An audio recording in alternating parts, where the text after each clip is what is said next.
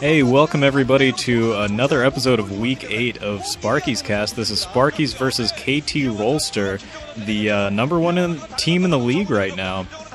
KT is just on an amazing hot streak. They are 8-1 this season so far, with a pretty staggering plus 15 in the game difference category. They've just been really firing on all cylinders. Some of their good players that have been on the team but just haven't performed are actually stepping up this year, and some amazing play actually by Violet as well, who just won the ace match for them last week against Wk8, I believe, and just really interesting that Flash is finally getting some support, and that makes this team very scary. However, none of those players coming up in this these first two games, actually, some of their weaker players getting a little bit of playtime, starting with the man, the myth, the legend, FireFist.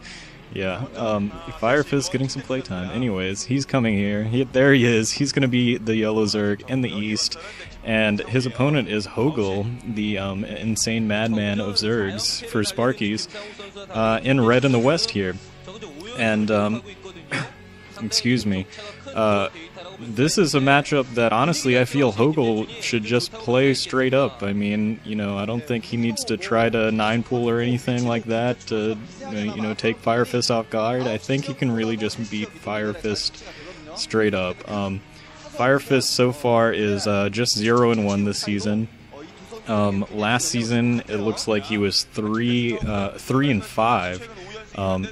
Surprisingly, all of those wins were against Zerg. Kind of crappy Zerg, but Zerg nonetheless. HoGil, I would say one of his sort of breakout matches was against HoGil or HoGil from KTF Magicans last season, which was actually a pretty great match, and HoGil, took the better of that. So KT may be learning from their, player choices, opting not to put HoGil in, and it looks like that is FireFist over there in the yellow putting down a 9-pool, I believe, and overpool it looks like coming for HoGil. I'm trying to figure out on the timing that okay, yeah, that was definitely a 9-pool because that was just a drone that popped out. I thought that was going to be an Overlord. Early Zergling's going to be coming out for FireFist, and we're going to see if he's going to be able to capitalize that on this overpool, possibly into an early expansion by HoGil. Commentators out there having a little laugh. Probably making fun of FireFist, that's my guess. Either way, yeah, it looks like both players are putting down a second hatchery pretty early.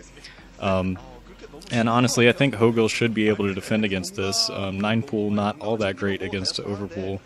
Pretty similar timing in their lanes, so neither player getting too great of an early advantage, but actually just looking at the stats real quick, FireFist, is actually not so bad against Zerg. He's actually a pretty good 57% against Zerg over his lifetime, which is, I won't get into the numbers, but it's quite significantly better than HoGil is. Regardless, FireFist is sort of notorious for being able to find ways to lose matches. I think HoGil might be able to play this, and I think it's really interesting that they're not choosing to play Luxury or HoGil, who've both been playing a little bit better than, well, I mean, I guess it's hard to say. FireFist hasn't played this season, but, Luxury at least is 6-2, I believe, this season, so doing very well. It's surprising that he's not getting into the lineup, although maybe there's hoping for an ace match to get one of those great Yark versus Luxury matches. Anyways, FireFist finally putting a little bit of pressure on HoGil at the very beginning with his first Zergs, and he has a little bit of a containment outside of the main base of HoGil, and HoGil is going to need to break that pretty soon because his expansion is going to be in jeopardy right now. It looks like HoGil does have a couple of lings outside of that wall, so he might be able to use those with a timing attack, although FireFist is looking like he wants to clean that up, and that hatchery is definitely in danger now. Maybe about 8 lings already attacking that hatchery, and HoGil is just, waiting for something good for his timing. And here he comes in now, and he is bringing those 2 lings on the side, but he isn't quite able to break the wall. Is he going to be able to bring it out? He's got a couple of drones helping him break through this line, but all of HoGil's Zerglings are being killed right away, and HoGil is in a lot of trouble right now. He needs to get his lings built up, and actually he is able to manage to push out some of those Zerglings from his base, which is pretty good. I was worried that since he lost so many Zerglings in that encounter, he was just going to be in trouble, and all of the reinforcement lings from FireFist were just going to be able to walk into his base and then take out that natural expansion. But actually, since HoGil has been able to defend that, that's pretty good for him and his... Excuse me, I think I might be getting a little bit of cold or something, so I might have to cough every once in a while and take some sips of water. Anyways, back to the match.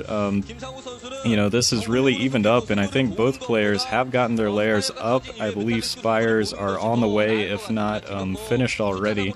There's FireFist, and it is being built, and it should be done in just a matter of seconds. And it looks like just about the same timing there for HoGil, but surprisingly HoGil's drone saturation is a little bit on the lackluster side. Well, maybe if you include his natural expansion, he's just about even there with FireFist. So pretty even matchup right now. That early Zergling pressure not quite being able to break into HoGil's base, and it's going to be coming down to Mutalisk micro up in the early stages here. So... and Mutalisk should be out. It looks like neither player is saving up larva at their natural expansion. So probably 4 or 5 Mutalisks from each player, and HoGil wants to send in his Zerglings and make a break as soon as his Mutalisks pop. And honestly, I like that, because just if you're able to attack in ZVZ, attack your opponent's Mutalisks over their base, then you're going to get a little bit of ancillary splash damage, hopefully on some drones. And he's actually pushing in before his Mutalisks are there, trying to break the front door with just lings. I don't think he has enough lings to do it, and he does lose that entire ling group, but he has been able to... he does get one of those Mutalisk kills, 2 Scourge landing on that group of Mutalisks, so nice sort of trap he set with his Scourge on that group of Mutalisks that was chasing down the remaining lings. Although there is nothing on the ground there for HoGil. He just has a couple Scourge in the sky, and he is going to finally lose this expansion, and this is really bad for HoGil. He was unable to defend that base after losing all of those lings to that attack, and just that attack was not enough to be able to to break into FireFist's expansion, and HoGil is on the verge of losing this game after losing that expansion. That was a huge resource loss and a big loss to his economy, and just over the next couple of minutes, FireFist should be able to build up a much bigger army just on account of his slightly larger economy. I say slightly larger just because he doesn't have all that much mining at his natural expansion, but it does look like he is mining 3 on gas, so that's a lot more gas, which means a lot more Mutalisks and probably a lot more Scourge, not to mention the larva difference. However, HoGil coming in now with these early Mutalisks, and he is going to try to put on some pressure, but losing a couple of Mutalisks on his own, he is just falling further and further behind, I think, and FireFist showing a little bit of nice Mutalisk micro, taking out some Scourge, and HoGil GG's with his last Mutalisk on the verge of death. And yikes! I thought that after he stopped that early Zergling harass, he was going to be in a pretty good position, but just not the wisest decision making, trying to go all in with his lings basically, and not have anything left to defend against this. I think he really should have just waited for a couple of Mutalisks to come. Just having 2 Scourge at the very beginning with those in that group of Mutalisks was not going to be enough to clean out the Mutalisks, and then he just didn't have any units left to defend himself. So HoGil dropping game 1 for Sparkyz, and surprisingly FireFist is getting an early victory for the ever powerful KT Rolster. Anyways, I'll